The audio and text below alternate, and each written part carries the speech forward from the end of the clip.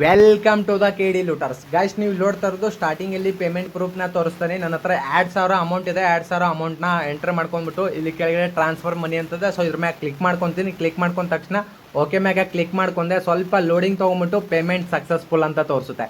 Successful ಅಂತ ತೋರಿಸಿದ ತಕ್ಷಣ ಕ್ಲೋಸ್ ಮ್ಯಾಗ ಕ್ಲಿಕ್ ಮಾಡ್ಕೊಂಡೆ. ವಿತಿನ್ ಸೆಕೆಂಡ್ಸಲ್ಲಿ ನಾನು ಯಾವ ಯು ಪಿ ಡಿ ಹಾಕಿದೆ ಆ ಯು ಪಿ ಡಿಗೆ ಸೊ ಇನ್ಸ್ಟಂಟ್ ಆಗಿ ನನಗೆ 2,000 ಅನ್ನೋದು ಅವಾಗಲೇ ಕ್ರೆಡಿಟ್ ಆಯಿತು. ವಿತಿನ್ ಸೆಕೆಂಡ್ಸಲ್ಲಿ ಇದು ಕ್ರೆಡಿಟ್ ಅನ್ನೋದು ಆಗುತ್ತೆ.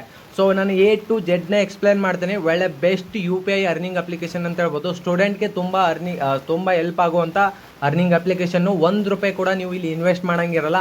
ಪ್ರತಿಯೊಂದು ಇಲ್ಲಿ ಟಾಸ್ಕನ್ನು ಕಂಪ್ಲೀಟ್ ಮಾಡೋದ್ರಲ್ಲಿ ನಿಮಗೆ ₹50, ₹60, ₹70, ₹100, ₹200 ಅನ್ನೋದು ಸಿಗುತ್ತೆ.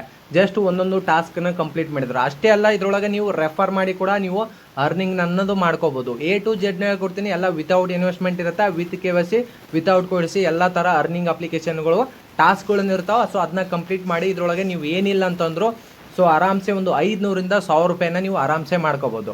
ಸೊ ಅದಕ್ಕಿಂತ ಮೊದಲ ನೀವೇ ನಮ್ಮ ಚಾನಲ್ಗೆ ಹೊಸಬ್ರಿದ್ರೆ ಸಬ್ಸ್ಕ್ರೈಬ್ ಮಾಡಿಕೊಡ್ರಿ, ನೋಟಿಫಿಕೇಶನ್ ಆನಲ್ಲಿ ಇಟ್ಕೊಡ್ರಿ.